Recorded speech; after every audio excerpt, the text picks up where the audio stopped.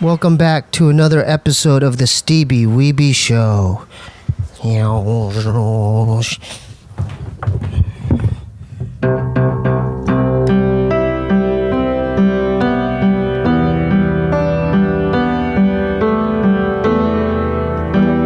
That fucked up.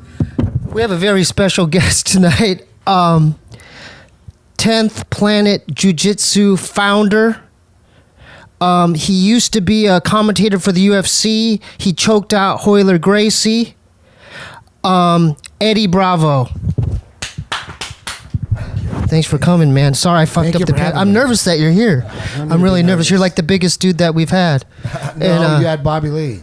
Well, you know, that's family though. Yeah. That counts still. Yeah. And then after I want to join your school. Like, I want to learn because I really respect jiu-jitsu. I had Eric. Come on down. I had Eric Koken here. He's a UFC fighter. He just lost to, what's his name?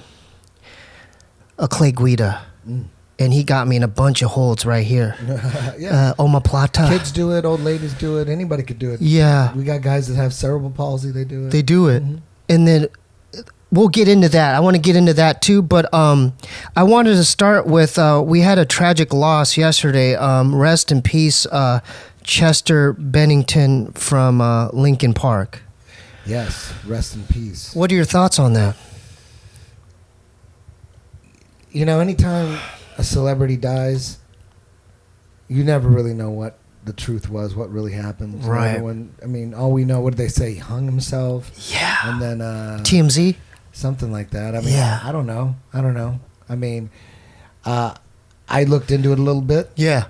And if what I found, I mean, what I'm about to say could totally be complete bullshit, but you just don't know. I mean, you get so many lies from the media, you just don't know what to believe, so you got to question everything. So there's a report out there, could be fake. Go ahead. That Chris Cornell and Chester were tight over the last couple of years, and they were both working. Now, this could be bullshit, but they were both working for some association that went after pedophiles in Hollywood. I read that too. You read that too? Yeah. So I don't know. Dude. I don't know. That could be bullshit. No. But if it's true, I'll say this right now. If Chris Cornell and Chester were actually working for some foundation to stop pedophilia, 1,000% they were murdered. They were suicided. Dude, can I give you a pound for that? I don't know. No. You're onto something. Maybe he did hang himself. I'm just open to all possibilities. I like that about you. I don't know. I really like that about you. I don't know. This is the first time meeting you, but the stuff that I've seen about you, you're open-minded. You're not saying too many lies. Exactly. It's not that I'm open-minded. It's more that I don't trust you. Don't know. You. I don't trust it either. I don't trust the shit either. You lied about 6 moon missions? Yeah, dude. How many times you got to lie about the moon missions? How many? 50, 30, 20? How many before you don't trust anything they say? Me at 6. They got me at 6. Right. I did some research on what the stuff we're talking about. Can I just say a couple, just these, I'm not implying anything, but this is the stuff I researched. Chris Cornell dies in May, right? Yeah. Prodigy in Mobb Deep dies in June. The third one, Chester Bennington, who died yesterday, July 20th, threes. Get this. In Reddit, I researched, the Satanic Holiday Week starts July 20th, the day of Chester's death. I went on a satanic website. I went on the openscroll.com. You know what they do on the 20th to the 26th? Check this out. This is what it implies. Abduction, ceremonial preparation, and holding of sacrificial victim for grand climax. I find that shit kind of weird and a bit too creepy to ignore. I'm not saying he was an Illuminati blood sacrifice, but check this out. The day of his death, right? Rest in peace, brother, but it's kind of messed up that they released the Lincoln Park video talking to myself the day of his death, and it reached over 6 million views. What do you think about this? That's why I'm paranoid of threes. I used to play the piano and go 1, 2, 3. I'm not fucking with threes anymore. I'm just doing 1, 2, and that's it. There's something about threes. Check this out. Lincoln Park. I'm not against them, right? But check this out. One of their album covers. I'm into this conspiracy shit. Look at this shit. Yeah, that. Look at this shit, Eddie. Can I show the camera? Yeah, that's crazy. Are you getting it? That's their logo. That's the fucking Eye of Horus, dude. Yeah. That's the Eye of Horus. That's Illuminati symbolism if I ever seen it in my life. It looks a lot like the FBI's pedophile symbols. Oh, really? Yeah, look at it. That's another conspiracy theory. That's if you look at if you Google FBI pedophile symbols, it'll look just like that. Yeah, I see a 6 in there too, man. And then I saw a thing on YouTube where if you put it sideways, it is the Eye of Horus. It's that Illuminati pyramid shit. What do you think about this? I mean, this is weird, right? 3 deaths in 3 months. No one's talking about this shit. 3 right here, dude. And the Chris Cornell, Chester died on yesterday, which happened to be Chris Cornell's birthday? That's fucking weird. Yeah. What do you think about all this stuff, man? It's crazy. You don't know what's real. I don't know what's real. If it's true, that Chris Cornell and Chester were both in that organization, or Yeah. in a organization that was against, out to stop pedophilia in Hollywood, they got murdered. I think so. They got murdered. That's a open and shut case. in Yeah, my because who's affiliated with that shit? It's like Anybody some of the Hollywood heads, eyes. right? And it doesn't even matter that it's Hollywood or anything, because a couple other people got suicided. They were investigating the Clintons Yeah. for their connection to the Haitian pedophile ring and child sex trafficking ring. So they got suicided. Yeah. It's like on Instagram. It's like, but it's not going to make the mainstream media. Hell no. You know what's weird too about all these 3? They both kind of. Well, I knew Prodigy because I had my friend Mestizo. He's like a rapper. He lives in Philly now, but he was deep into Mobb Deep. You know about Mobb Deep. But Prodigy knew about all this conspiracy shit. Do you know that? I didn't know that. I wonder if he was involved in the same organization that Chester and Chris were. You know, maybe he was. Maybe a bunch of celebrities are all getting behind it. Because, Ashton Kutcher, Go ahead. he was like in front of some official panel, like Congress or something. There's video on YouTube, and Ashton Kutcher's is like fighting sex trafficking too. You can watch it on YouTube. Yeah, I know it's yeah. YouTube, but it's Ashton Kutcher, unless it's some new kind of CGI. I wouldn't. It could be a hoax. It's scary, it could man. Be some Yeah. kid may have the technology to put together a hoax Yeah. like that. That it appears that Ashton Kutcher's in front of some kind of congressional committee Yeah. and talking about this kind of stuff. It seems like if you go after someone specifically, you're going after people for pedophilia, you're probably going to get suicided. That's what it looks like. That's the message out there. Because, okay, this is another point. Man, this dude just released a new video. They're about to go on tour. Like, why? And It's perfect. It's going to blow the album through the roof.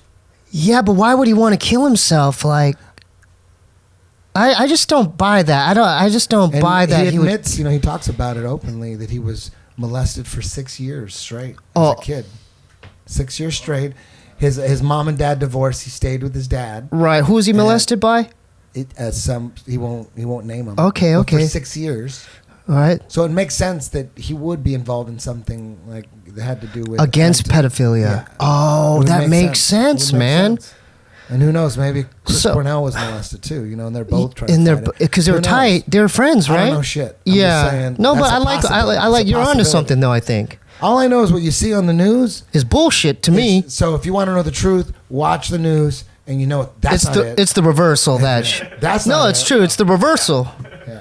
So it's highly unlikely. I don't think that because TMZ, I saw the article. It just said he hung himself in his home in Palos Verdes. Blah blah blah. It said that he had. They're always going to throw in drugs and alcohol. Of course, it's easy. But yeah, it's so easy just to say that. But to run shit, people ain't talking about this shit though. to run shit, to run shit, gangster style, political gangster style, or even just mafia style. Right. Straight. You got to own the corner. You got to have him in your pocket. because that's how all these suicides get called suicides. Right. Suicide, but it's clear they had someone shot him in the back of the head 3 times. Like, how is it suicide? They make it obvious. So it's like, look, it's obvious it's not a suicide. We didn't want to make it look like a suicide. We want to make it look like a fucking gangster murder. But what does the death certificate say? It says suicide. You know what that means? Is we got everyone paid. Yeah. So what are you going to do to us? We're above the law. That's the Illuminati. I'm scared of them, man. That's some scary shit right there. That is some scary shit. Freemason, all that shit scares me. Scary shit. Can I tell you something, cool shit man? about the Illuminati, though. Like, what do you mean? Like, what do you mean? Like, you're above the goddamn law. Oh, right. You know what I mean? That's pretty cool. Yeah, that's pretty cool. Who doesn't want to be? That's pretty cool. Who doesn't want to be able? That is pretty cool. Who doesn't want to be able to get away with murder? But if you're not like, if them, they said, hey, you want to be able to, not that you're gonna kill anybody, right? But you never know when you might have to kill somebody. You know what I mean? You never know. Yeah. But I don't know anybody who wouldn't press that button and say, you don't have to kill anybody, but if you ever had to, boom, press this button now, and you're above the law. They'll never investigate you. You're above Everybody the law. would press that motherfucking button. Or everybody wants to be friends with cops. Yeah. Everyone wants to have an friend with the FBI. Yeah. Don't act like, there's a lot of cool stuff about the Illuminati. Satanism, how cool is that? It's pretty cool, but it's kind of scary, but it's cool. I guess it's cool. Yeah, it's pretty cool. Yeah, you it's get pretty to cool. listen to Slayer. Yeah, no one Slayer. talks shit. Yeah. You go to Iron Maiden. Yeah, I like Iron Maiden. You go to church with the Bathory shirt on. Yeah. No one fucks with you. Yeah. Yeah, people are scared of you. I remember like I went to church. I would listen to Slayer in a Walkman all quietly. Or just the low. dude in high school with the now weird you could dude just in go high in there school. with a ghetto box on your shoulder. Oh, yeah. Blasting Hellawaits. And the priest got What's so funny, George? What's so funny? Right. The priest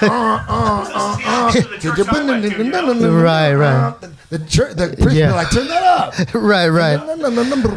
Live undead. You know where we're at? We're like somewhere in Hollywood, right? But I was literally walking by the Jimmy Kimmel building, and no one talks about this. It says a Freemasonry line above the building. It says Freemasonry is built on the hearts of men. And then across the street is all that weird reptilian, like those statues at the Kodak Theater. But there's a theory where that shit still exists. This is one of the headquarters here in Hollywood. What do you guys think about that, Eddie? Yeah. And they said there's tunnels. He said there's this bum. I talked to this guy at Subway Sandwiches because I seen this Latino dude lose his mind. He threw chairs in the Subway restaurant, and this other guy came in and I talked to him, and this was his theory. And I go, really? Because I've seen the craziest shit in Hollywood, like the craziest behavior. But their theory is that they're practicing Satanism and weird Illuminati shit underground. Because he said the bum said he went down there and there's like still tunnels and shit like that. What do you? There's levels of conspiracy. There's like the level of they're putting fluoride in the water. Right. JFK level. Right. And then there's Rothschild Illuminati. Right. At the very top, man, we won't even get to the very, very top, but you could go there if you want. I mean, when you look at there's always this conspiracy theory that, and Alex Jones used to say this all the time. That's why people thought he was a shill. That's why people thought he was crazy, because one minute he's talking about Tower 7 and 9/11, legit shit. That's low level conspiracy. Tower 7's, that's like fucking kindergarten. Yeah. If you're still stuck at Tower 7, Jesus Christ, you're still like not sure about it. Right. But, I got to go with the fires. If you're still there, I don't have time for you. Like you're one of those guys at the hypnotist show that can get hypnotized. Right, no, not everyone can. I like that analogy. Yeah, you're I one like of those that. guys. Yeah. I would say it's like 30% of the population. Bam. All the imagery and all the flashes on TV that they do with the brainwash, that shit works on them. Right, what I mean? That shit really works. It doesn't work on everybody. Right. But and I don't even know where I was going with that. No, it's all good. But the levels. The levels of conspiracies. One high level conspiracy theory, and this is what Alex Jones would say. Goes, the world's run by psychopaths who are Satanists and they eat babies. Then people go, oh my God, he's a show. He's talking about 9/11. I'm not knocking that either. He said no, but everyone thinks That's why they think he was a shill, because he said crazy shit like that. But now, and it's old shit. You listen to Ted Gunderson, who's the head of the FBI in Los Angeles for many years. He was in the FBI 27 years total, and he spent the whole last third of his life, I'm guessing, Right. devoted to exposing the satanic child sex trafficking rings that are going on. He's exposing it. Ted Gunderson, there's many videos of him. Anyways, he's just one guy. There's it's just bunch. over and over. Like in entertainment, you have Elijah Wood. He talked about it. Corey Feldman. He talked about it. What happened when Corey Feldman? Well, talked Elijah about from it? Lord of the Rings. He talked about it. Oh. Ashton Kutcher. He Yeah. talking about it. I mean, Corey Feldman. Corey Feldman from Lost Boys, the '80s actor, dude. Yeah, most irrelevant celebrity ever, right? I saw him at Starbucks, man. Well, he's got a band. Yeah, with the Angels. Yeah. Yeah, I saw that shit. Yeah, that was crazy. Isn't it weird that all of a sudden Corey Feldman starts talking about pedophilia? He goes, "The biggest problem in Hollywood is the pedophilia. Yeah. They're everywhere, the pedophiles." He starts talking about this Because he wants attention. I don't know, but the next minute, his band, shittiest band ever, is on Today. I saw that. Yeah, everybody saw that. They're on Today, dude. But his dancing was good, dude. Do you understand what I'm saying? Yeah, he was doing Michael Jackson, Do you understand man. what I'm saying? Yeah. He gets a spot. Yeah. He gets a spot. Yeah, that's weird. Saved for Maroon 5. Yeah. Kings of Leon. New Nickelback. That's what's going on right there. Not Corey Feldman. You can't just. And then he shuts up about it. Yeah. Here's my theory: is he started talking and they said, "You better shut the fuck up, or we're gonna suicide you." He said, "My life is shit. I don't give a fuck. I'm gonna expose all this. I'm gonna release all this shit. Suicide the shit out of me. I'm releasing all this shit." And they said, "Okay, relax. How about if we get your shitty ass band on the Today Show?" Right. And he shut up and he probably thought about it. He's like, and they gave him some heroin and he said, "Okay, cool, deal." That's my conspiracy theory. Could I tell you, like, as far How the fuck did his band get on the Today Show? That shit's reserved for people the new love Madonna watching that, albums. though. Yeah, I think it's all connected, though. Like because I believe like the reptilian. He hasn't said shit lately. Like the reptilian thing too. Like, because I believe that I truly believe we're in a prison planet. Like we're on a grid, and we're on a flat Earth. Mm-hmm. But there's a dome involved. I think we are in a dome. And we're just getting recycled when we die. Our memories are erased. We either go into the soul matrix, whatever the recycled thing where the archons take you to. They erase your memory, then you get reincarnated into something else. It's just you get recycled over back into this dome flat. Because, dude, I've never been out of space. I don't know. I don't believe in that moon shit. I don't even know if this place is actually round and we're flying in space. Because I've never been in a space shuttle outside of it looking down. So space shuttle's never been in space. See what I'm saying? Like, I've never seen it. Some high altitude plane. Yeah. Have you tried to find some footage? Like, think about the International Space Station. Right. The International Space Station is made by the organization, the agency, NASA, that faked 6 moon landings. Yeah, dude. And they made, and then you look into the International Space Station, you're like, that motherfucker's been floating in the air for 18 years? Bullshit.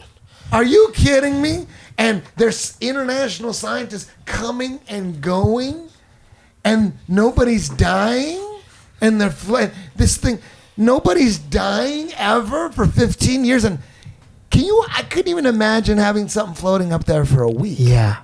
Can I tell you something? It's going to be floating up there for a week? You know my brother, my brother's Bob, right? And I ordered a book cuz I was doing research. Have you heard about this? This is a crazy book. It has all these conspiracies, but he picked me up, and then when I started like flipping through it, he saw some of the pictures in it. And he threatened to put me into a mental institution, and cause I was like really intrigued by it, but this shit's crazy, man. They show like not only like different alien species, but they show like a cloning center. Do you believe in cloning and all that? Isn't that already happening? But like they have capsulated places in like spaceships and stuff where they have like a clone, like they clone, like there's probably clones of us or something. Have you heard of this? Yeah, so this is either just... What do you think about alien graves, man? You believe in all this shit? You know what? I used to be really big into aliens. Yeah. But now it looks like it was a big hoax Yeah? perpetrated by the government. So this shit's bullshit too? Unless the aliens are coming from the same plane that we're on, maybe there's a bunch of puddles and we're just a puddle. Maybe Right. there's a whole shitload and it's endless. Because people, they have no problem in believing that the universe is endless floating balls, like planets, endless balls forever. Endless ball, but an endless plane? Oh no! An endless plane. Yeah. But endless balls, yes, that's fuck yeah. Endless balls floating in space. Endless balls, endless plane, that's the most ridiculous thing. Yeah. Right? Yeah, Endless I mean, even balls. like the Big Bang Theory, it's like you're saying You that, believe that? explosion caused this You believe turbulence there's and it people, created but this what about all the planet? scientists, man? You think all the scientists are lying about this? Like, how many motherfucking scientists do you think are studying what's really out there? You think there's all these fucking scientists looking Nah. at telescopes all fucking day? No. You know what the scientists are doing? They're memorizing what other scientists Just saying. came up with. When it comes to cosmology, Yeah, like Neil yeah. deGrasse Tyson, what experiment did you do to verify that the sun is 93 million miles away? You're so smart. You're an astrophysicist. When did you figure that out? And how did you figure that out? What date? What was the date that you figured that out? Right. So what do you think that... What do you You think just we're... memorized some other shit. Right. What do you think we're living on right now? Like, what's your theory on that?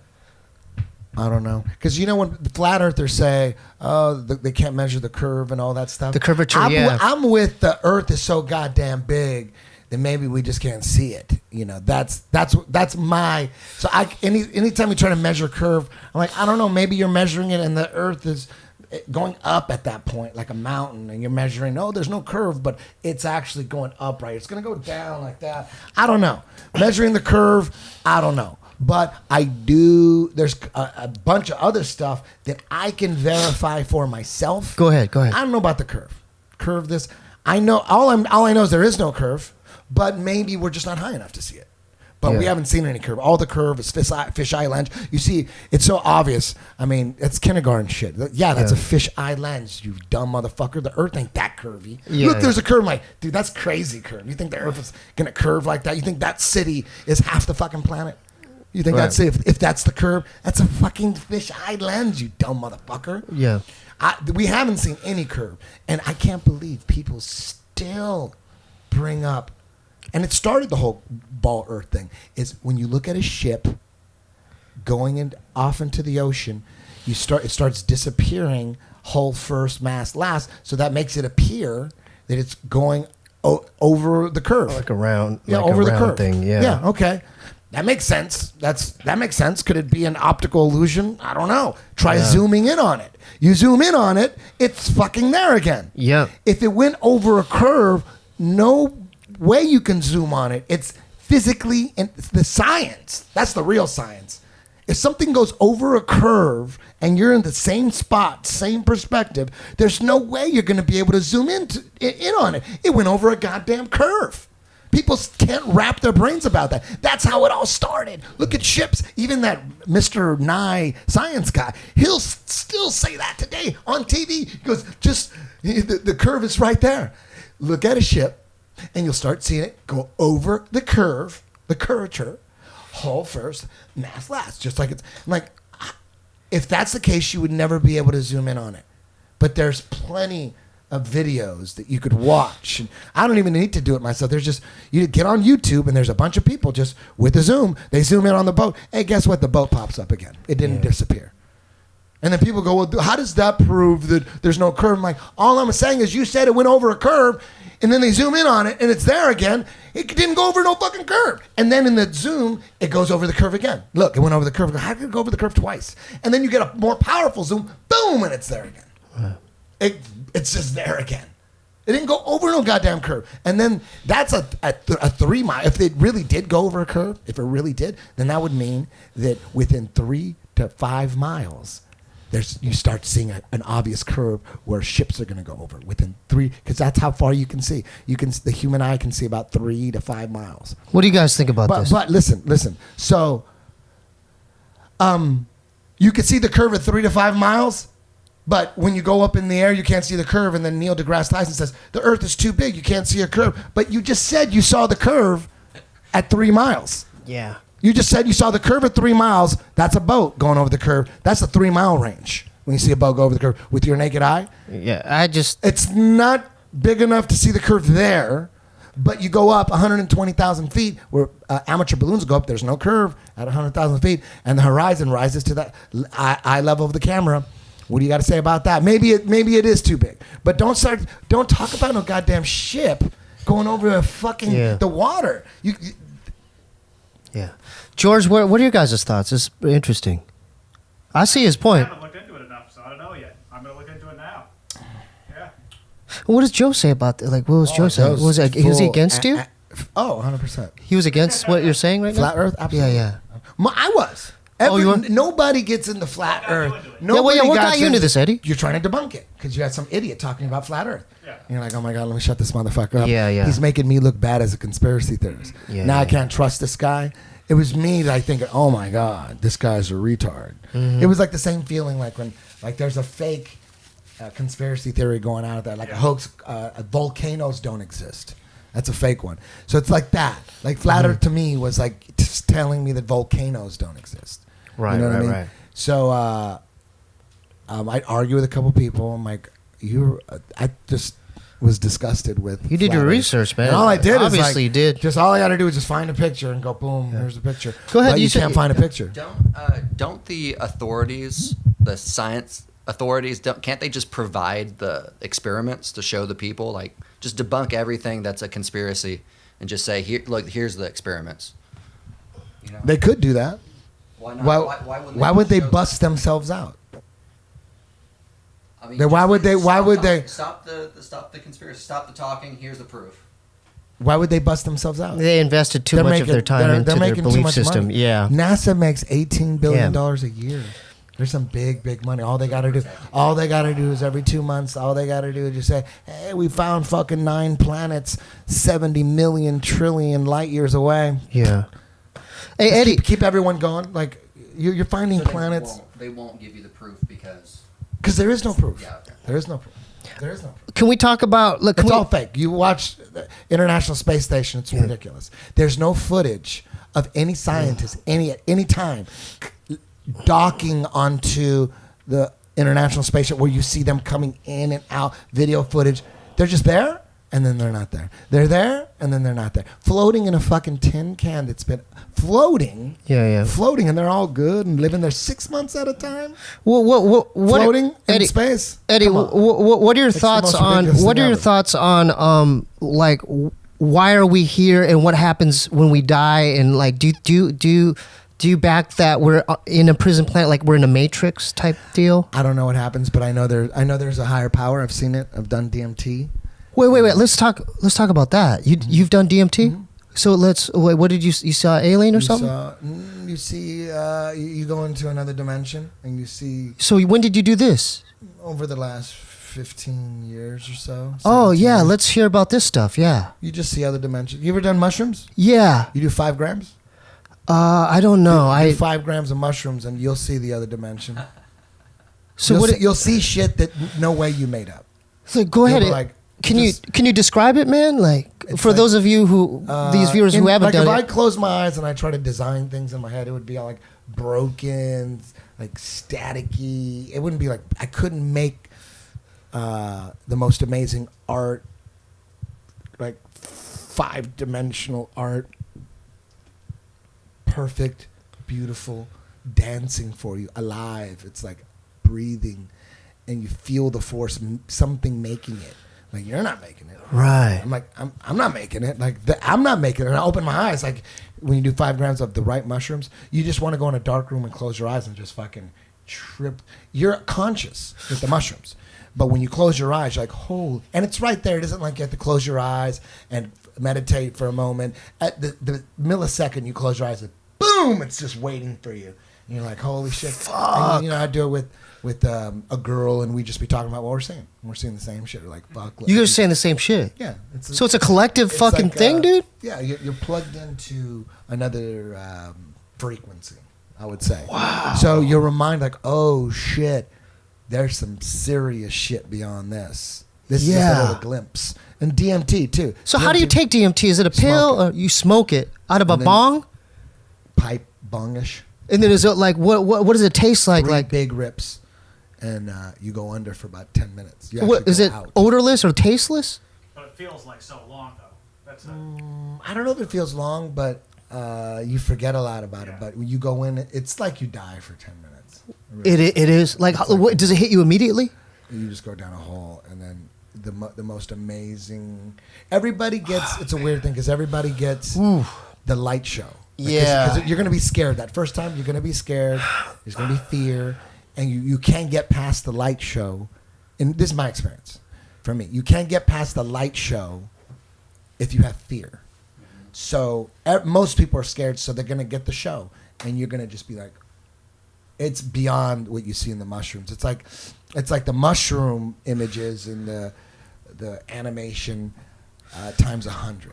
Wow. And it's fucking unreal. But then you do it, and then you want to get past that because people go past that. Once you do it again, once you have no fear, and it's kind of telling you, it's like, we can't get past this unless you're too scared.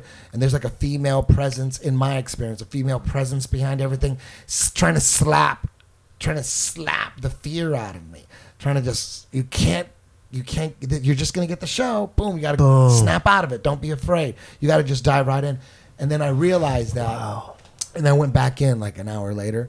You smoked some more? Yeah, I did it 3 times. Okay. So I wanted to go back. So I go, okay, I'm not afraid anymore. Yeah. So when you do it and you're not afraid, you just blow right past the light show and go into this.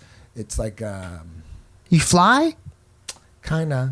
Oh. It's kind of like it's foggy, Yeah. but it's kind of like it's almost like you are in some kind of outer space. It's almost like that. And there was this gigantic black serpent that looked like the alien from the movie Aliens. Yeah. Just like that. Get the fuck out of here. Scary as fuck. Looked How just big like that, was but it? long as fuck. Like It was long? 30 feet. Long. He tail. look at you? And I'm floating in space. And there's like these Power Ranger type entities, kind of like faceless, colorful entities. And it was all love. And then the alien came up and like was wrapping himself around me, and I was like looking down, and he's kind of like looking up and coming around, and it was the most terrifying Jeez. looking alien serpent, but I wasn't afraid of it. You were It was all love. well, you know It jujitsu, was bro. just like all love. It was Yeah. weird. That's what I remember. Dude, you could And then I kept doing it, and then after a while, those Power Rangers like, dude, They talk to you you too? already no, and like like telepathy. The telepathy, yeah, Sort of. yeah. It was kind of like I felt like they were saying, enough. You're gonna have plenty of this shit when you die. Yeah. You're actually not here for this. This is where you live. Go back and have fun. Quit trying to come back up here, motherfucker. Yeah. Just go back and stop right. doing that. So that's when I stopped. God, you're making me want. I'm sober and Then everything. again, but then you're making me want to do it. I want to 10 do years that. later, or not even 10, 15 years later, I did it again. Yeah, tell me about that time. Like a year ago, 2 years ago. Let's hear about that time. It was all right when I went under. It was in Austin. Right when I went was in under. Texas? Okay. Yeah. Right when I went under, it was like, oh, here they are again. Here it is again. Same- It was like all same familiar. peoples? Same female presence. What do you mean Yeah. by female presence? Like an It's- angel? Something that's controlling everything. It's like female in my experience. Whoa. Like a female presence. And it had a body, it had form, or just a. You would think that God would be female. You would think. Yeah, You yeah. think he wouldn't be Mother Earth, man. Because like dudes have a lot of testosterone, Right, and they're right. not as lovey-dovey Or nurturing. as Yeah. as women generally. Yep. You know, we do a lot of the. We're the ones that start wars. Yep, and yep. We murder motherfuckers. Mm-hmm. What's generally guys. Serial killers are. No, I know a woman who killed somebody. Like, relax. I'm talking in general terms. It's generally guys. Guys are different. Strip clubs are made for guys. Generally, I know of a good Chippendales. What about that? Generally. Yeah. Brothels are for men. Yeah. We start wars. We fucking invade countries.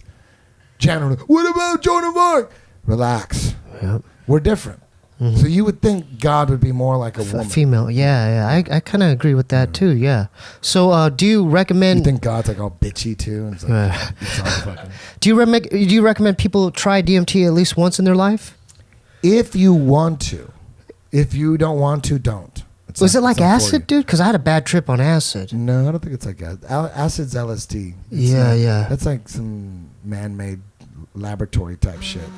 Yeah. Sorry about that. I don't know. Maybe it is. Yeah. Maybe LSD is just like DMT. I don't know.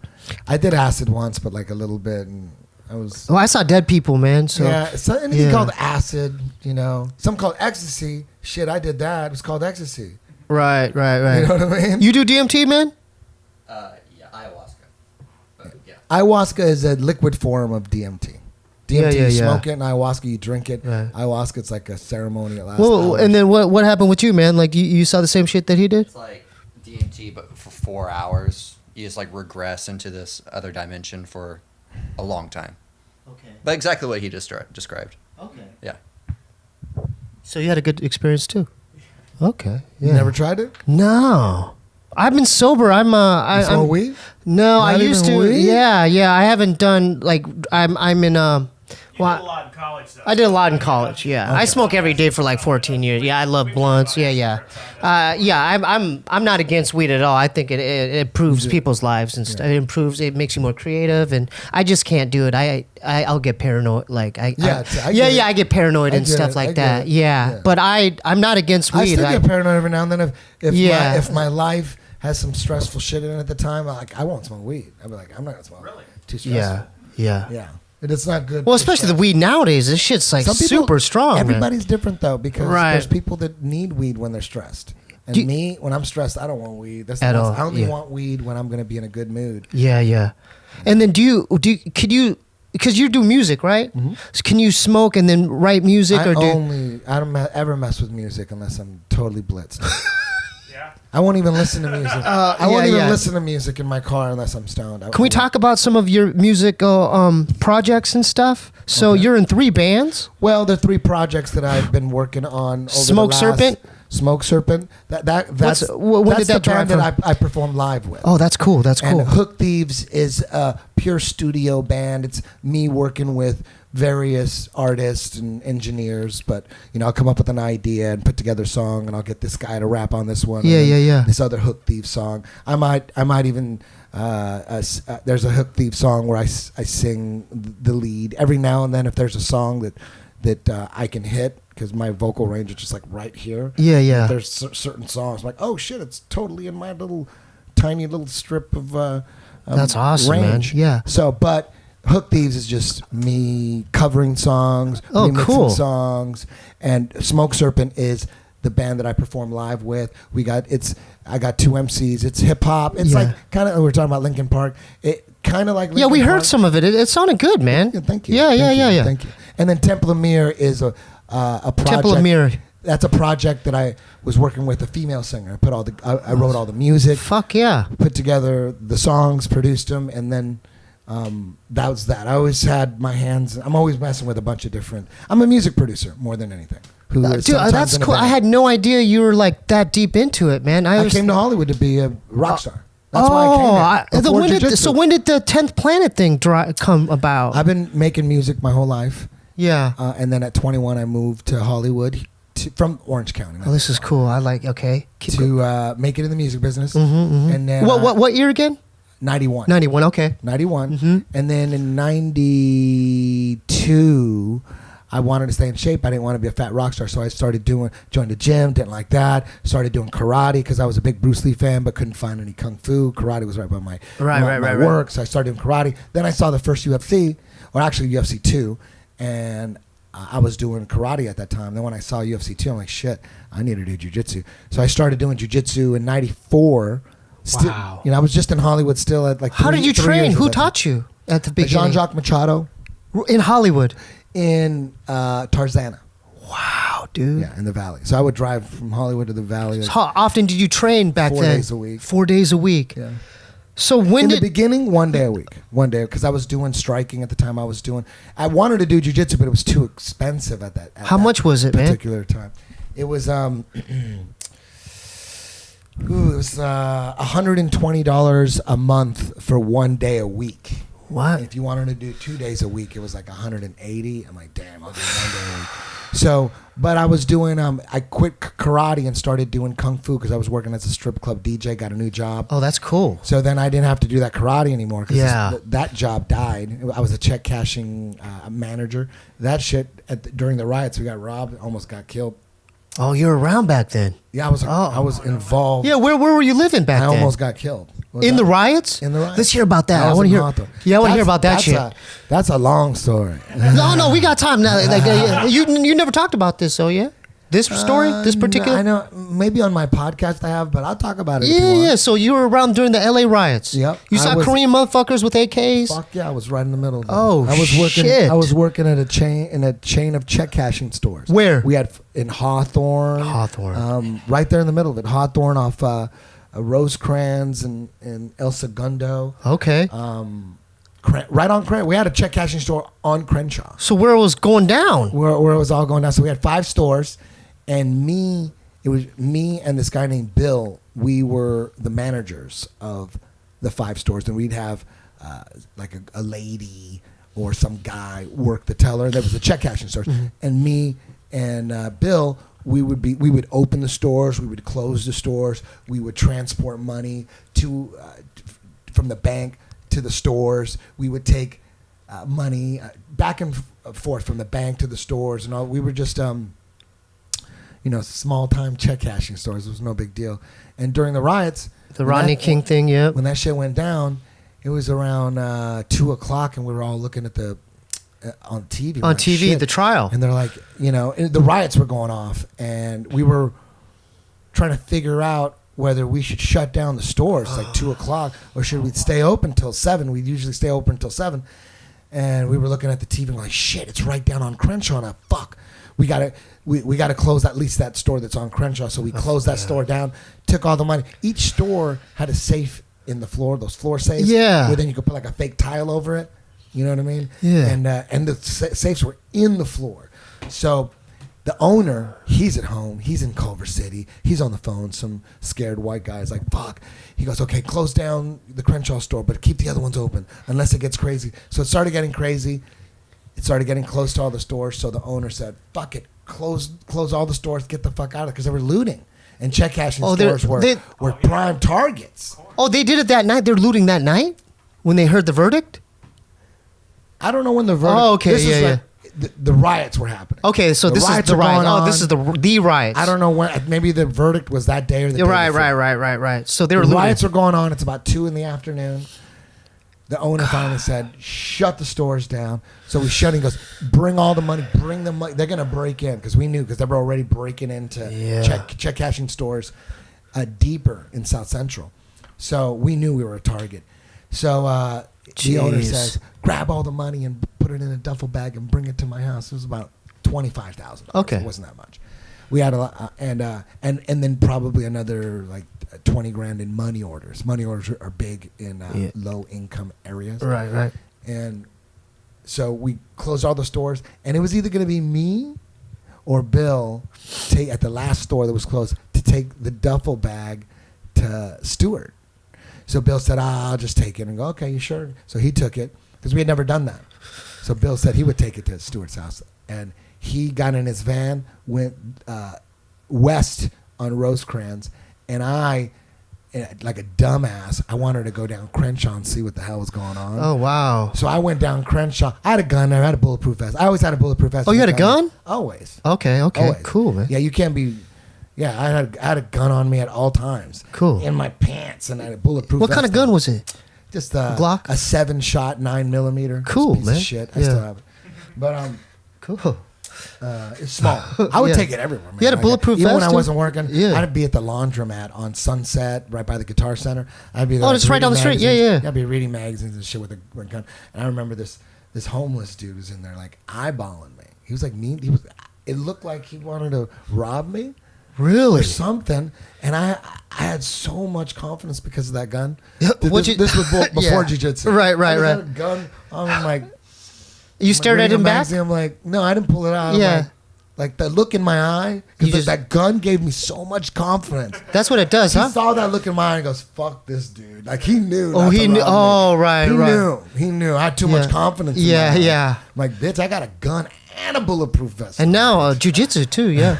That's before. Okay, but so if I you wouldn't have been that confident if I didn't have a gun. I would have right, been right, shaking. right. But anyway, so I go down Crenshaw. He goes west on Rosecrans, and I'm driving down, and fuck, I drive right through the middle of it, going, oh shit, I have my gun right ready to go, just driving, going, holy shit, everyone's all over the place, fucking just trashing shit. I get home to Hollywood, and we didn't have parking at the apartment complex I lived in. It was the shittiest apartment I've ever lived in. It was $495 a month. It was like a 1910 hotel right on Hollywood Boulevard in Sycamore, right down the street. Oh, yeah, Hollywood uh-huh. Boulevard and Yeah, Sycamore. yeah, It's yeah. that one that's like right on. It looks like it's a Laverne and Shirley building. Right. And so I'm like, fuck. I went home. It's like 3 o'clock now. I go, fuck, I can't park on the streets. People are looting. They're going to break into my car. So I knew this one, my ex-girlfriend's friend lived on Fuller. She let me use her garage. She didn't have a car. And then I run back. And as I'm running back, now I'm running, the riots are gone. I park my truck. I'm running back to my apartment. And some guy looks, how long have you been in Hollywood? Oh, Forever? God. Yeah, a long 20 time now. 25? About Do you 15 remember- years Do you now. remember right where Ross Dress for Less is, right there on Sunset? Yeah, Right? yeah. Oh, You yeah. remember it used to be a silo? Yeah, You yeah. remember it was a silo? Silos were like circuit cities. Yeah, they yeah, were a yeah. competition back in the day with Circuit City versus. I don't think I Silo. was there They had like back price then. wars and shit. Yeah, yeah. They were like the top dogs, and it was a silo. And when I was running back to my apartment on Sycamore, some guy, I see a bunch of dudes running down the street. And they go, "You going to Silo?" I'm like, "What?" And everyone's like running to Silo because they were looting right here in Oh, Hollywood too. around this area? Yes, not as bad, but it was just an excuse to break into some silos and circuit cities. and Yeah, shit. yeah. So I yeah. get into my apartment safe. Oof. I take a nap, turn on the TV, and I fall asleep, and I take a nap, and I had a dream that I got shot. So I wake up to a phone call, and the owner said, "Billy's been shot." I'm like, oh, Billy's your shit. boy. The guy that took the money. That took the money in they the were duffel casing bag. out our joint. He got shot? They were casing us out, and they saw him grab the bag. They followed him like maybe a couple lights, and when he hit a red light, he had his window down. They just went up to him, said, "Give me the bag." He gave him the bag, and then they shot him in the stomach. He was in the hospital. He almost died. Wow, dude. They would have got me. Yeah, you would've- They would have followed me and got me if I would have took the bag. They were casing the joint out. Yeah. Like a movie. That was like I a could have movie. easily fucking died. right Fuck, there. dude. They were watching us, and then the next morning, all our check cashing stores were all broken in. Oh, yeah, for they sure. took sledgehammers and broke through the steel doors to get to the back, where the tellers are. There's a steel door. They must have hit that motherfucker the way that door looked, like 55,000 times. Until they finally punched through. They trashed everything. They took bullshit like little calculator adders, Yeah. But they didn't even find the safes. They didn't even find them. Oh, because they're hidden. They're hidden. We could have left the money where we always do every God. night, and they wouldn't even have They wouldn't have been able to get in anyways. Those are some thick ass floor safes. There's Yeah. no way. How thick? Pretty damn thick. Dude, like the top of like it's bank that thick. thick. Okay. It's like a steel. Yeah, there's thing. no way. No way they're gonna. There's get no in. way. No way. Impossible. So is Billy okay now? Or? He's okay now. Oh, so this thank is what God. happened. So the owner. Fuck, they had Billy. the two owners. They had two owners. Damn, This is how I got into the strip club. Yeah, business. yeah. Then I did a strip club DJ for the next 10 years after this. Wait, you did? So Wait. the owner of the check Oh. cashing store. Yeah. He had a silent partner who owned some strip clubs. Oh. Bear Elegance, the Oddball. You know Bear Elegance by the airport? You know No, the strip club? no, Bear I'm not Elegance, really- Jet Strip by the Okay. airport, and then the Oddball in the Valley. Oh, cool. So one of the silent partners of the check cashing store owned strip clubs too. So when Billy, he had a colostomy bag for a while. He was fucked up. He almost died. They Oh, shot like him a right in poo the stomach. bag? Yes. Oh. So then we opened up we reopened up the check cashing stores, and I'm running them by myself now. Whoa. Like after a How many week. years? How many years after? No, This is like- after the riot. Oh, this the is a couple months or no, weeks? like a week later. Like a- so the business, we got to go on. Billy got Oh. 25. You know, and Stewart. You're the dude now. So now I'm the only dude. Oh, geez. So, anyways, but Billy, once he healed up, he's at the strip club now DJing. I'm like, fuck. Who, Billy? Yeah, he got shot, And but he's now fucking- it's a blessing in disguise. But not a DJs at strip clubs don't mix. Yeah. DJs at strip clubs, it's like playing like a CD. Right, And right. you say, coming up on stage, put those hands together for Candy. Yeah. So you got in the mix of that too, huh? So, man, Yeah. I was like, fuck, I wish I would have got shot. You know what I mean? Right. Shit, he's wearing this. I'm like, fuck. He liked that yeah, job. you got shot. Yeah. But fuck, look at you. You're going to the strip club now? And Yeah. I'm stuck at the check cashing store. place, yeah. So slowly we couldn't recover from the check cashing store. So one by one the stores shut down. And then Billy hooked you up, huh? And then Billy got me hired. Oh, at the strip hell club. yeah, he did. Yeah, so How then was it working at that? That lasted for 10 years. You Oh my worked there for God. I was 10 years? I went from worrying about getting killed every day. You know, people say, "Oh, I grew up in East LA. You know, my homeboys got shot all the time." Like I was living every day just like that. Yeah. Just like that, knowing that fuck, that could have been me, and these motherfuckers are probably watching me. Jesus. Oh my God, this motherfuckers. Oh my so God. from that point, I never had anything in my hands ever. All the money that I transported was inside in stacks inside my Vest? My vest. Your- So I always had a bulletproof vest on. I didn't shave. I just looked Yeah, like yeah, a bum. right. And I always had money orders and cash all All up in over your in bulletproof vest. My bulletproof vest. Wow. I made sure to never have anything in my hands. Never. Like, fuck that. with the gun, right? And everywhere Yeah. I drove, I always had my gun ready to go. I blacked out my side windows. I said, What were you "Fuck driving it." back then? Cops would pull me over because my shit was so tinted. Oh, I go, tinted. listen. I explained to him about Was it like the a riots. Civic? You're driving a Civic or something? Or? A Nissan mini truck. Oh, cool. Yeah. And so I just had everything just blacked out. Fuck. And the cops would pull me over and they go, yeah. And I said, I got a gun on me. I work at the check cash store. The one, they wouldn't go, oh shit, okay. Be safe. But then one time in Inglewood, I got pulled over and they arrested my ass and threw me in jail for the gun. I'm like, it didn't work on this one. yeah. He goes, get on the floor. I'm like, fuck. I work at a check cashing store. Yeah. Shit. Got arrested for one day. So, when you went back to the strip place, you were That's what fucks me in Canada. Every time I go to Canada, it's a 1992 arrest for some bullshit. Oh yeah, because they question you at the border there. Yeah. Yeah, because of Oh, that. yeah. Still. So at the It's strip club, was still- it smooth sailings? It was pretty nice. Once I got to the strip club, dude. Oh, man. You loved it or what? Oh, shit. You got some stories? Yeah. Where- So how was your first week at the strip club? Coming from this background, like you must have been in The heaven. crazy thing about strip clubs Yeah. is initially I got squoze in. There weren't no DJ jobs open. So my first job at the strip club, Billy squozed me in, is what is called a floater. And what a floater does is keep track of all the girls' lap dances. Because not lap dances. There was no lap dances at this point. There was only table dances. Like you go in a booth and they close the door and you watch a girl. She's in a booth and she's basically just finger banging herself in the booth and getting naked. So there's no contact. Wow. And so that's what they were before lap dance. Before lap dances, you're just sitting in a booth and they get naked for you, and it's $25 to $30 a song, and each dance they do, they owe the club half of it. So the guy Okay. pays them, then they gotta pay the bar. Okay. So I'm the guy keeping track. Oh, you owe for 3 dances, and they come up to me. How many have I done? I haven't done 12. I only did 10. Oh my God. So it's like I keep track of it. So it's a serious conflict of interest. Do you have a notebook and a pen? Yes. Okay. Clipboard. You had list the all their clipboard. names. Clipboard, all their names. man. Boom. Wow.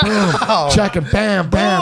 Boom. I had to keep track of them. Organized. And then the crazy thing about it, I made sure the club got their money. Yeah. And they paid me. The girls paid me. The girls paid you? Yeah, so Oh, it's weird. dude. Good, The girls good paid for me. you. And I'm Good trying to for make you, I'm my there to man. make sure they're not ripping off the club, and they pay me.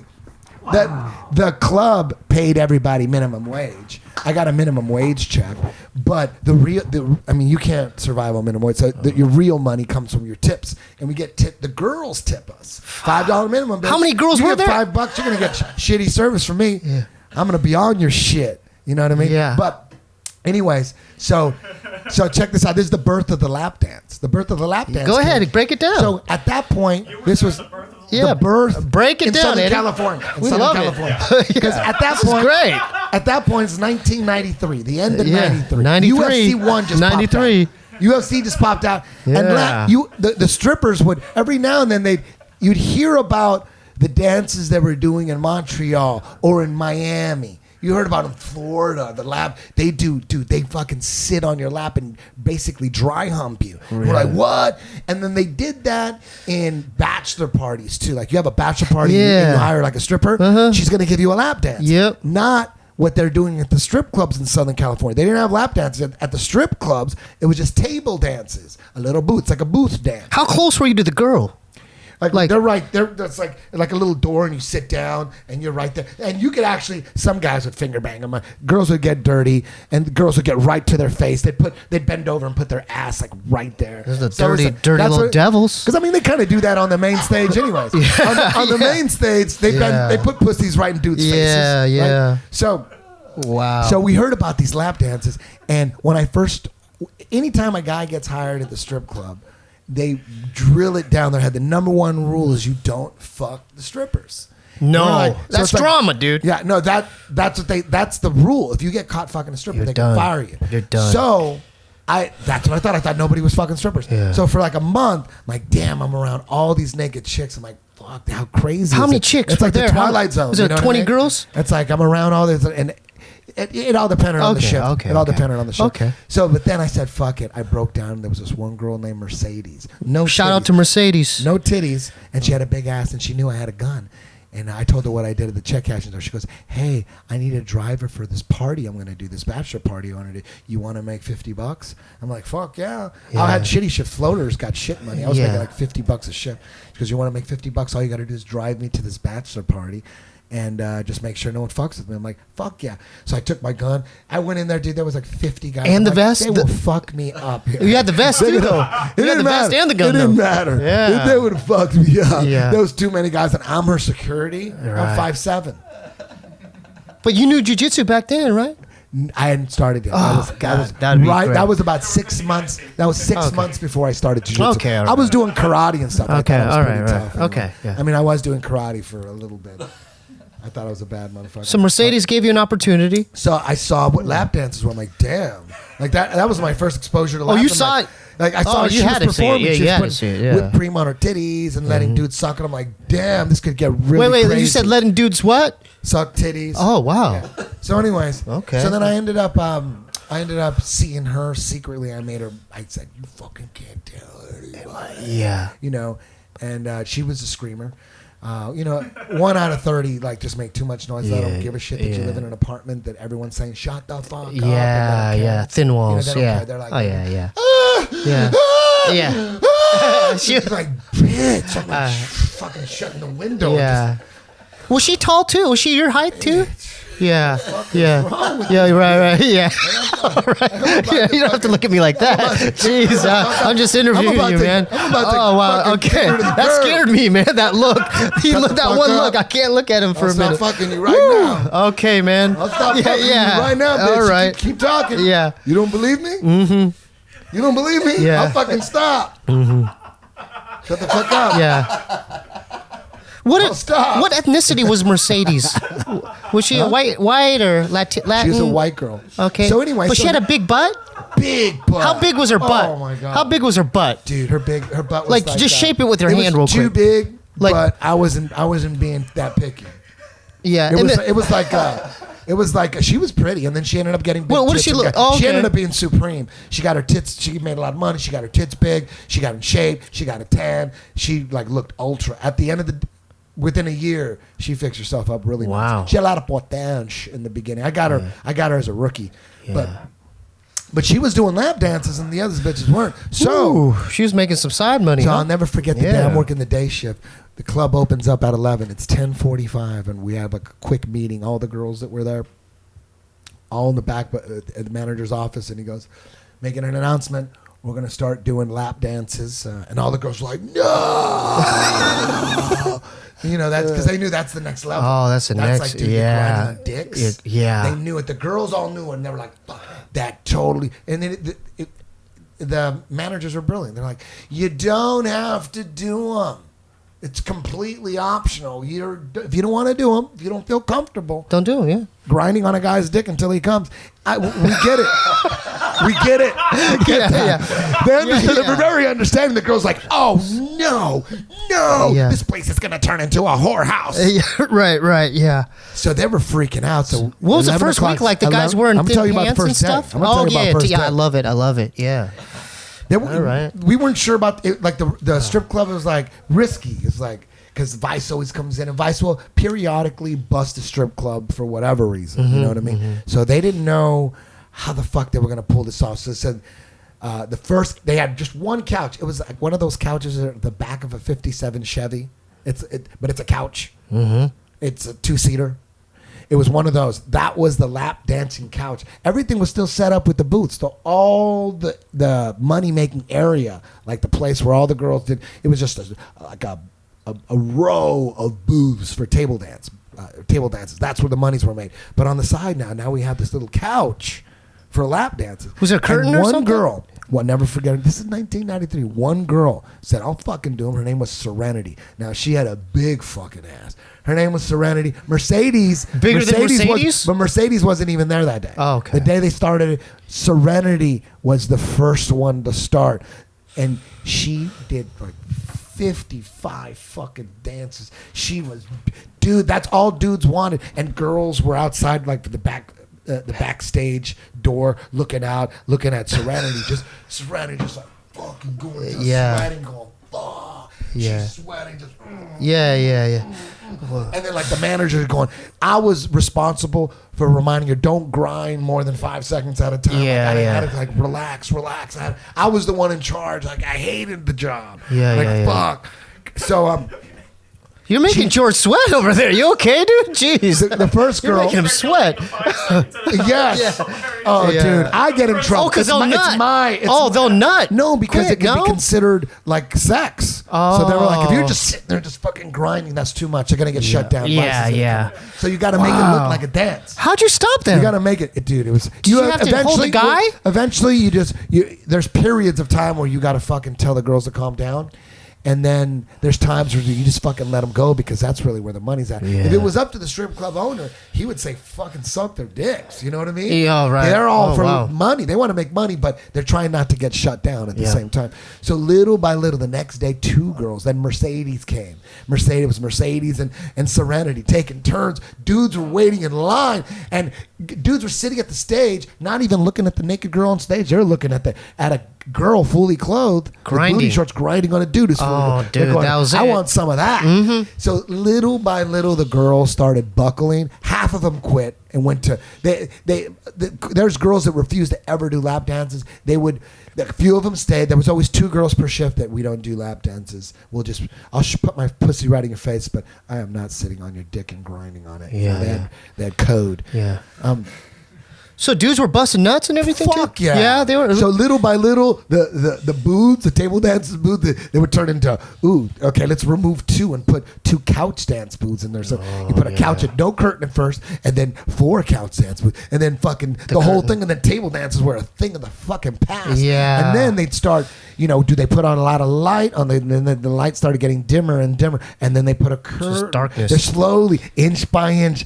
The Dark. money's at total privacy lap dances. Oh, yeah. That's where the money is. Where totally private room, no one can see, and it's you and the girl. So little by little, the owners of the strip club were inching that little by, and then they'd get busted. Then they got to throw the lights for a couple months, and then it's got to be clean, and then no one's making money, and all the girls are pissed that they can't rub on dicks, and they're like fucking broke. They got rent coming up. Their fucking transmission just fell out. They're fucking mad. Yeah. It was weird. Girls, strippers, they would be in fucking bad moods when it was slow and they didn't have any dicks to make fucking cum. They would be like fucking pissed. Yeah. And then as soon as a guy came in and had money and wanted, 15 lap dances, they were like, fuck yeah, I get to rub on some $20 a pop, or They were happy. is it $20? Yeah, 20, 30. 20, 30, yeah. Fuck, they were When did happy. it start going to the other stuff though? When they did go beyond the lap dance? That came with it. That was never not there. So they would really Just do like, it. It was always there. It just not every day. You'd have to be only certain girls. You'd have to do it in a certain spot in the club. Yeah. Certain situation. It had to be a guy you could trust who's tipping you a lot. do that, I'd be dropping money. It all depends on the girl. You know, it's a lot of what's the word I'm looking for? There's a lot of individual things that have to fall into place, but there's a way better way of saying that. There's a lot of details. There's a lot a lot depends. There's a lot of God damn it. I didn't go to college. Yeah. Well, I get what you're saying. Yeah. 10 years though doing that, huh? Yeah. That must have been great then, because you saw the evolution of that stuff. I saw the evolution of the lap dance. Yeah. Well, how'd you get out of that? How'd you get out of that into the jiu-jitsu thing? Well, I was doing jiu-jitsu as I was a strip club DJ. I was the dude in jiu-jitsu class. They saw me as like a dude trying to make it in music who DJs at strip clubs. That's what I was looked at. Nobody looked at me like when I was a white belt and a blue belt. Nobody looked at me as like, that's the jiu-jitsu guy. No one did. No, my family. I left my family and my friends from my hometown, and as a wannabe rock star. So that's what they saw me as. You know what I mean? But right. people that. The funny thing is, when I tapped out Hoiler, I turned 33. Isn't that weird? Dude, good for you. Let's talk about that. When did that? So how long? I turned 33. Yeah, how long did that take you to do that? Like you were a brown belt or a black belt? So I started doing jiu-jitsu because I saw the UFC to stay in shape for the rock stardom. Okay. And then I got obsessed with it. Got pretty good at it. Got my blue belt. Got my purple belt. Competed a lot. But even as a purple belt, I competed so much as a purple belt. No one ever looked at me as like an athlete. It's like really doing bingo on the weekends or something. That's weird because it's so highly looked at. How's the music? It's always about the music this. Always DJs and music. And at the my whole life, it was all about music. But my two main hobbies were watching boxing and watching stand-up comedians. Oh, cool. That was my hobby. Yeah. I always taped any boxing event, small time, Tuesday night boxing, Friday night boxing. I always taped boxing, never missed boxing, no matter how small it was. I never missed any boxing, and I never missed any stand-up comedians. Okay. Never. I saw I saw Andrew Dice Clay back in the day. Oh, you saw Kennison too? I saw Kennison back in the day. What about Hicks? I didn't see Hicks. Okay. But always taped Comic View live. I like the black comedians. Back in the 80s and 90s. Except for Sam Kinison and Edward Ice Clay, most of the good comedians were black. Damon Wayans. Yeah, most of them. Oh, dude, he was so funny. You know what I mean? Yeah. To me, it was just like I only watched black comedies. I was into like Hollywood Shuffle. Oh, I like that movie, man. Yeah, Robert Townsend. Keenan Ivory. So I was always fascinated with comedy. Yeah, that was a funny movie, dude. Not a lot of people talk about that movie, man. Yeah. I never forget watching. You seen that shit? You got to watch it. I was my brother. I was 13 and my brother was 17, and we were at his girlfriend's house apartment. We lived in the same apartment complex, so she had a laser disc. We didn't have a laser disc. So I'm 13, my brother's 17. He's banging this 15-year-old. What? Yeah, we're watching. He's Delirious. banging her. We're watching Delirious. Oh, Eddie Murphy. Yeah, we're watching that. He's not banging her at the time. Okay. Yeah. Okay. He's just some chicken. Yeah. So we're watching Delirious. Eddie Murphy laughing our asses off. Oh, that was the classic. Last thing, and then I love that one. Her mom shows up, and we froze. And her mom walks down the hallway into the living room, and she just stands there, looks at the TV, and my brother's there with her daughter.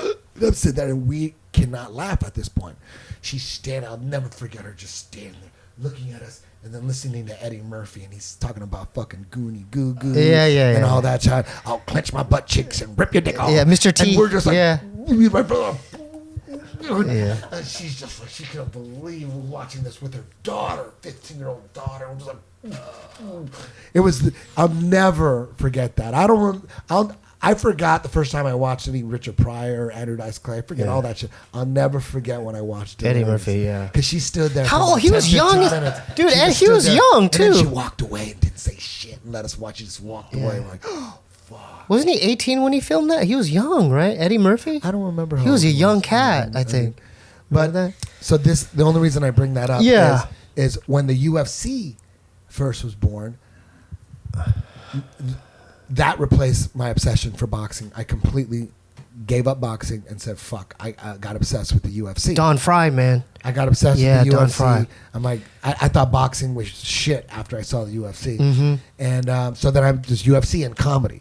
And I was always obsessed with comedy because it was just, to me, it was just fascinating how someone could just, being a musician, we gotta have sound checks and everything's got a comedian just gets on stage with the house mic. He puts on a show that has, and if it's a good comedian, that's just as much entertainment value as a fantastic movie. Like a maybe rock. better than a movie. Yeah. An hour of Sam Kinison in his prime is better than any fucking movie. You're gonna laugh probably about 30 times. Find a movie you laugh 30 fucking times. That's really how you judge entertainment value. Right. How many laughs did you get? Like when I watch a movie, a comedy, if I laugh 3 times hard, that's an okay movie. It made me laugh that 3 parts, it's okay. But if it made me laugh like 8 times, like, dude, that movie crushed me. 8 different times I exploded. But if I laugh once, maybe, I'm like, that movie sucked. Right? It's all about how much noise can you make. How much noise can you make the audience make? How much noise, whatever that determines, like a concert. How much noise is the audience making? The louder they are, the better the show is. Mm-hmm. Same thing with comedy, music, same thing. Mm-hmm. It's that feedback. And comedians just go up. And the reason what they're saying is funny is because we can all relate to it and we all agree with it. That's why we laugh, because we agree with it. But we couldn't think of that ourselves. Like, they're saying shit that we think, but how come they could get up there and do it? How do they string it together, and how do they do it? How do they I was always fascinated with it. So what ended up happening is I started smoking weed in 98. Now I'm 28. I'm a purple belt in jiu-jitsu. Working at the strip club for 5 years already. 5 years in the strip club, deep 5 years. Into jiu-jitsu, purple belt. Then I started smoking weed. With some stripper that I fell in love with. We started smoking weed. You fell in love with her? I fell in love with her. We're smoking weed. I fell in love with weed and her at the same time. And the reason why I fell in love with the weed is because I was in love. Oh, that's why. It intensified it. Yeah, totally. So then right at that point, I turned into a madman. All these comic or these stand-up comedy ideas. It was like I understood now how to put together a joke on stage. I was so obsessed with it my whole life. In Living Color. I remember that. Yeah, I would tape all In Living Color. I love that show. Any black humor. Uh-huh. So now I got it, and then I wouldn't leave the house. I would just smoke weed at night after work and just had these notes. You're just all over my house like a crazy man. Yeah. Like ideas. Like, what if this? And index cards? Your relationship is over if this. Had all these ideas, movie ideas, TV ideas, commercial ideas. I would just write everything high, going, oh my God, like my whole brain just changed. Huh? It just flipped. Yeah. Something happened. And then my music totally changed. I was writing super heavy Slayer, 9 Inch Nails, dark shit. And then right when I started smoking weed, I didn't even want to pick up my electric guitar anymore. I got obsessed with acoustic guitar, started writing ballad after ballad after ballad with a female. Really? People were like, you hear he's fucking writing music with a chick? Some stripper chick who was stripping until she became a rock star. So I started writing She became a star? No, that was her dream. Oh, that was her dream. I was at the strip club until I became a rock star. Uh-huh. She was at the strip club until she became a rock star. None of us became rock stars, but that was the idea back then. Yeah. So then I just started writing ballad after ballad. I had to get had this purge of emotion come out with the weed, and then at that point I met Joe. He started, Joe Rogan. Joe Rogan. How'd you meet him? In jiu-jitsu class. Oh, you met him in jiu-jitsu class. We went to the same school. Oh, I didn't know that. So then I got him to start smoking weed, and then you got Joe too? Yep. It took a while. It took like 6 months of fucking just trying to break him down because I was no one could convince me to smoke weed. I was like, I ain't smoking weed. And same thing with him. Like, that's for losers. Joe and I both thought it was for losers. We thought for sure it gave you brain cancer. For sure it gives you lung cancer. Of course. Yeah. Of course it does. Like, there's no way you're going to convince me that it didn't. So it was hard to convince him. And the only reason I smoked weed is because I was with the hottest chick I've ever been with in my life. And she had a joint. And I'm like, fuck, I don't want to fuck this up. So I smoked and we laughed like mental patients all night. And then the next day, I'm like, I can't believe I had an amazing time with it. So we tried it again the next night. Then we just became stoners. We got fat and shit. And we would just order Damianos every night. I remember Damianos. So Fairfax, my music changed. My jujitsu changed. My jujitsu, I started looking at jujitsu way totally differently. Different. Way differently. In what ways, though? Like Just- the weed kind of changed that too? Problem solving, because jiu-jitsu is Oh, just problem problem-solving. solving. And you need to be creative to solve problems. Yeah, so it boosts yeah. your creativity. That's my guess. But my music got way different. Now I understood comedy. I'm not saying I was a comedian or anything like that, but I understood it. I'm like, oh, I fucking. So now I could write shit out. Yeah. I started writing. I'm like, oh shit, I could write now. I could write comedy. Holy shit. I met Joe. He was a comedian. We started hanging out, and he thought I could do comedy too. He goes, dude, you got to go up and do some of these bits. So I went up, I did 10 open mics.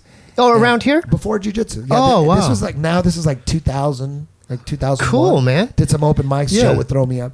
You had to sign up and stuff. Like, No, not with Joe. Oh, not with Joe. just said he put him up next, so a lot of Oh. comedians didn't like me. I didn't know. I didn't know that. There's I didn't a hierarchy, Yeah, I too. didn't know that. I didn't. There Joe is could just a- come in. Joe just came in and said, "Put my boy up." I had no experience. No public experience At all. except for the DJ. But that's not. You're not talking to the dudes. You're just talking to yourself. So and to that's a girl. It's crazy, You know what I yeah. mean? Girls are just waiting to hear their name. It's like announcements. It's not like I'm trying to get a point across or anything like that. So that wasn't an experience. It wasn't public experience. It wasn't expressing thoughts and trying to describe situations in a smooth, funny way. I didn't have an experience doing that, but I could write shit out. So I went up, this before jiu-jitsu too. I went up 10 times, and a couple times I did okay. A couple times I bombed really hard. And then I realized, I'm like, this is just like jiu-jitsu. The only way, you got to really work at it. Yeah. You got to go up 3-4 times a week minimum to craft it just like jiu-jitsu. So I decided, you know what?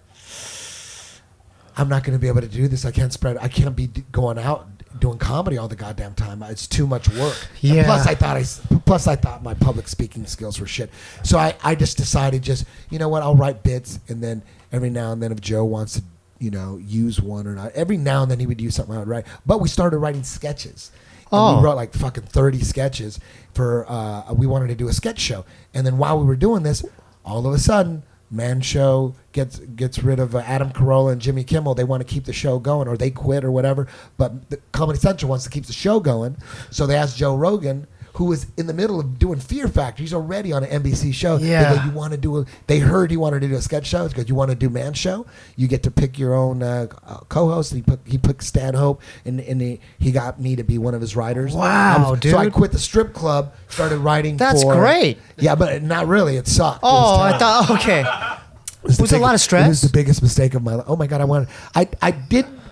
didn't want to commit suicide. I didn't want to kill myself. Yeah. But I Stress. understood those dudes in India that lose their jobs and they kill themselves. Yeah. I get it. I'm like, I see. Yeah. But I wouldn't have done it. But fuck. You would I think got it'd be great, I was but- dying inside. Oh, I was wow. dying. So you weren't But enjoying that? The crazy, the first No, day. you're They treated just- me like shit because Joe made them hire me. I had no experience in writing. And the head writer, who's Joe picked, he had all his 10, because they had a budget for 10 writers.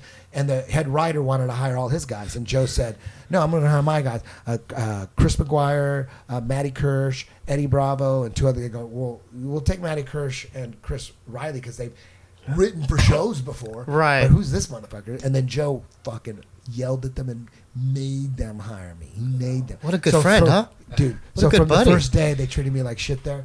And it was a nightmare. So all I had, I realized I fucking shouldn't have quit that strip club job. And all I had at that point, I knew that show was going to get canceled. I'm like, Yeah. oh my God, I'm going to be unemployed pretty soon. But all I had, I knew I was going to be unemployed. All I had was the trip to Brazil that I won from winning the North American qualifiers to face Hoyler. That's all I had. That's what you had coming up? Yeah, that was in a couple months. I was Wow, like, I got dude. this job. I fucked up. I shouldn't have took the job.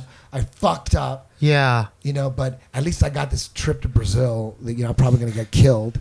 You know what I mean? That's like, I'm Well, gonna you were a probably black get belt then? Brown belt. Brown. So you weren't even a black belt, and you Even a black belt. you were just went there as a brown belt. Yep. And I beat him. And then What- I came back and I said, fuck you, man. So I walked off and opened up 10th Planet. Wow. I quit. So Fuck tell me that. the match. I realized Wait, hold on. I did not want to be a writer for any Yeah. motherfucking show. Fuck that. Those guys get So- zero I don't get. I was getting paid $900 a week. Yeah. But tell me about the I was getting match. more than that at the strip Yeah. club. So like, were you nervous before? Like, tell me how you felt before the match, and like when you're like. It was just my last thing before I have to figure out what I'm going to do with my life. So like, did 'Cause you at that point, I go and wasn't thinking even you could beat this guy? This guy's a legend. I mean, this guy's it was a Gracie. tournament, and he was in the tournament. Yeah. I may or may not have even went against him. It all depended on how it all, how it all. Was it weight unfolded. classes? Yep, What weight? 145 pounds. Okay. So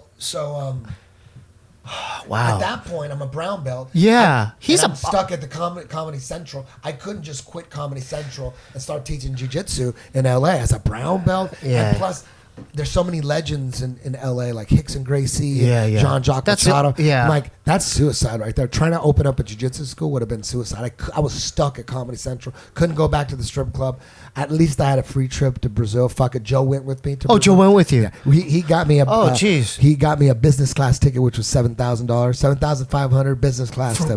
He was trying to get first class, which was $9,000, but they That's were sold a lot out. of money, But they were man. sold out. So we Yeah, went business dude. class. Wow. Joe hooked it up. Yeah. Joe hooked that shit Wow. up. What a good friend, huh? That's a good friend. Yeah, that's a real good I friend. call him the Fedor of friends. Jeez. He hooks shit up. Yeah. He hooks shit up. So were you nervous? Like you're about to wrestle this guy or grapple with him? Were you like before you went on the mat? It was What were you surreal. thinking? It was surreal. Like, oh shit. Everybody my size around the world wants to go against the best guy in the world. Yeah. That Hoyler was the best guy. Yeah, hands down, right? Yeah. So what? How did the match start? Did you like? It was tough. He grabbed your neck, or We were just all over the place, and then at the end, I triangled him and tapped him. But the next match, I got smoked by this prodigy world champion named Leo Vieira. He beat me on points like 1,000,000 to 0. So after that, I was depressed because of that, and I thought nobody was going to remember me beating Hoyler because I got smoked right after that. And I thought I was like depressed. But when I got back to home, people just kept talking about the Hoyler match, how it was just the biggest upset in history. And Wow. So my friend Larry said, "Hey, dude, quit that fucking man show shit. Open up a school." I go, "You think I can? You don't think it'll be suicide?" He goes, "Dude, everyone's talking about you. You got to do it now. You just beat Hoyler Gracie. Who cares if you lost to Leo Vieira? Just do it." And I said, "Fuck it." So I called Joe up and I said, "Joe, I love you to death for forcing me in Comedy Central, but it's been a nightmare for me, man. Yeah. I'm just gonna open up a fucking school.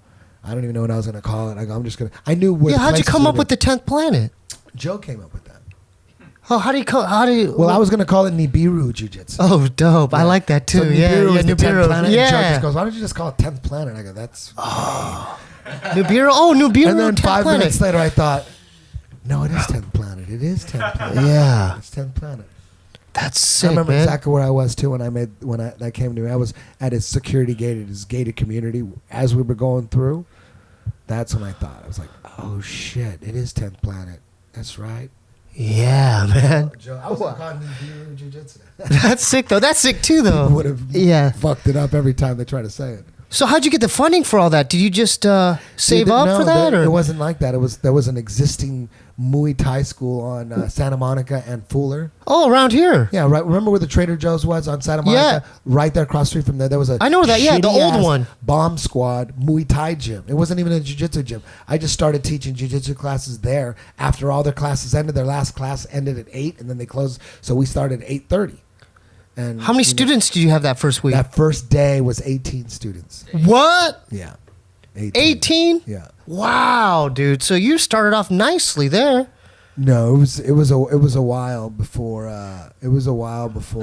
Like Joe was basically supporting me, and Larry, my other friend, who convinced me. He said he bought the mats, the jiu-jitsu mats. He goes, "I'll buy the jiu-jitsu mats, man. You got to do it. You can do it." And you're known for the twister, right? Yeah, the that's a move- wrestling move. Yeah, it is, because I used to wrestle. That's why it's a leg ride, right? And then you wrap the The guys. wrestler's guillotine. Yeah. Brazilians started calling it twister because there was already a guillotine in jiu-jitsu, like a front headlock. Yeah, it's a guillotine. leg ride, though, right? You have a Yeah. hook in? Yep. Oh. And that works in jiu-jitsu? Yep.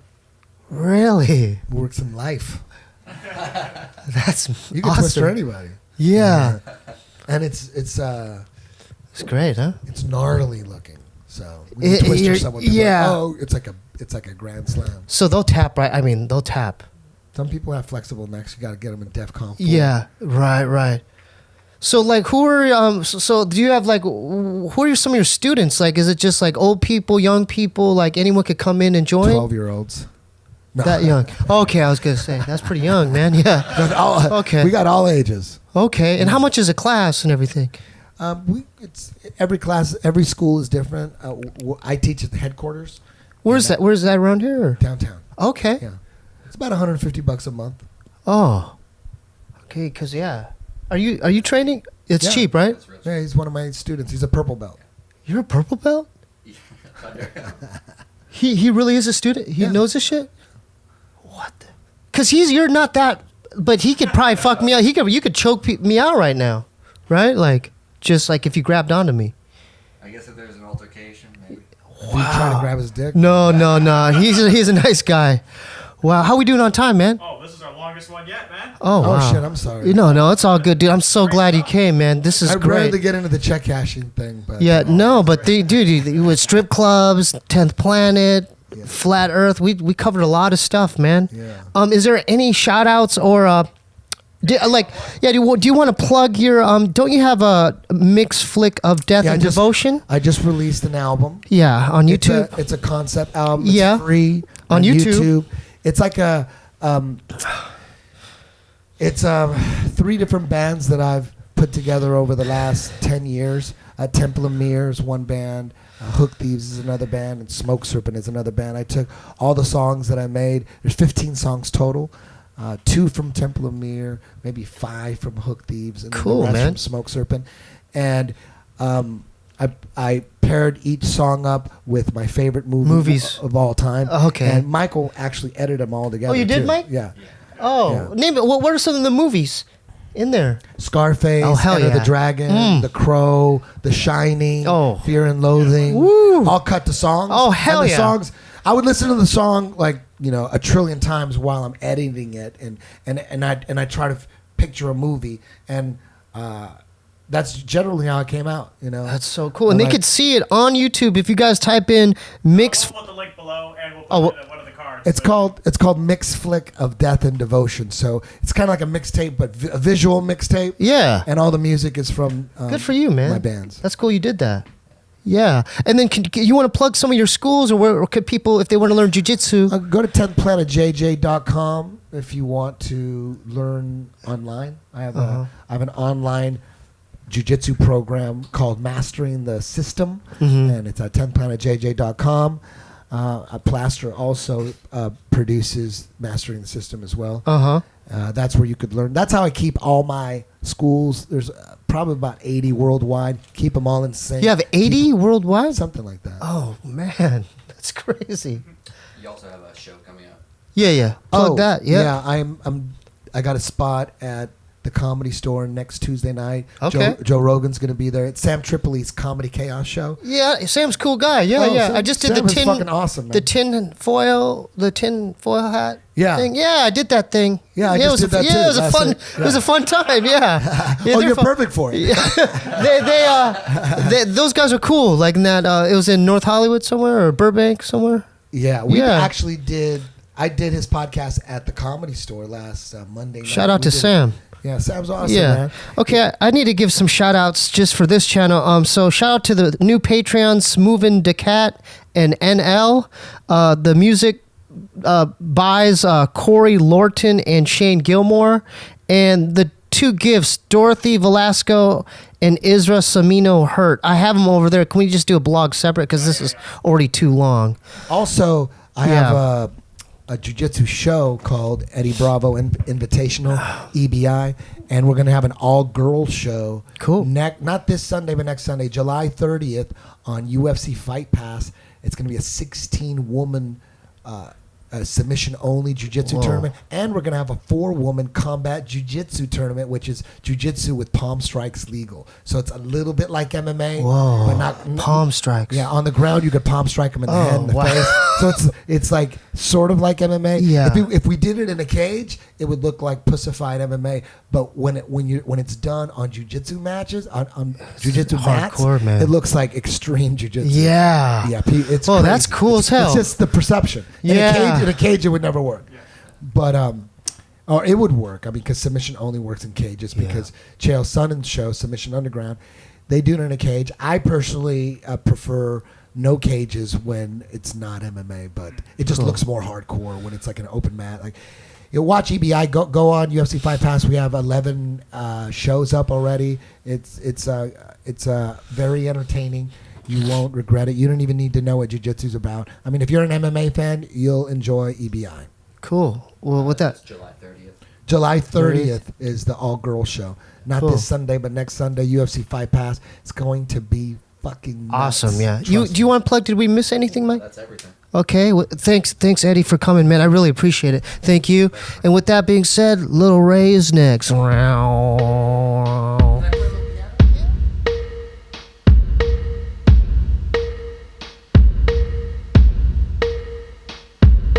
Welcome to Lil Ray's World Show. All I gotta say is kids' minds must grow. I got abducted by some aliens, dropped in snow. Whoa. Stuck into a world I do not know. So join me in adventures now. And I promise not to have a cow. My name is Little Ray. Hey, hey. My name is Little Ray. Hey, hey, hey. So welcome to my world. To all the boys and girls. Welcome to Little Ray's world. Hee-haw! What do we got here, Beep? Are you a goddamn bird or what? Yeah, my name is Jared Barber, and I used to go to Hamilton High, and I got caught sneaking into the girls' locker room. You goddamn pervert, man! You're a nerd who went to Hamilton High and used to sneak into the girls' locker room. Is that correct? Yeah, I didn't have friends, and I was just really horny, and no girls ever paid attention to me. Well, Beep, what do you think about this bird? How the hell did you end up a bird, man? How did you die, man? Well, I was peeking in, and a girl hit me with a baseball bat in back of my head, and I died in the girl's shower, and now I'm reincarnated into this. I guess I'm a bird now. Oh, God, you poor little birdie. Beep, should we hang out with this guy? Beep, beep. Yeah, I guess me and Beep are gonna go our own way. But we wrote a song about you, little guy, and it goes something like this. Jared the Bird, man. Forget what you heard about Jared the Bird. He was a damn nerd straight from the birds. A skinny type of fella shorter than a turd. The girls would diss him, kick him to the curb. He never kissed a girl, his mind got disturbed. Used to sneak into the ladies' locker room unheard. Look at the hair ties with his vision blurred. His micro dick woke up, hey brother, that's my word. Right by the showers, man, his speech got slurred. I heard of many teens and the pot got stirred. A peeping Tom near the John, the blonde's what he preferred. A girl walked backwards to a perf captured. She screamed Hail Mary and he got battered. A flock of cats that purred, the period of the third. Hit him with the bat and his brains went splat. That's when Dirt should have stayed in class. He excelled in academics, especially the math. Now he's a bird on a different path. Jared the Bird, man. Jared the Bird was a bird at heart. He should have joined track and focused on his art. Instead, he is dead, flying towards the arc. Every school has a dirt playing the part, man. Join us next week on another episode of Little Ray's World, man. See you all then. Love you all. Boom.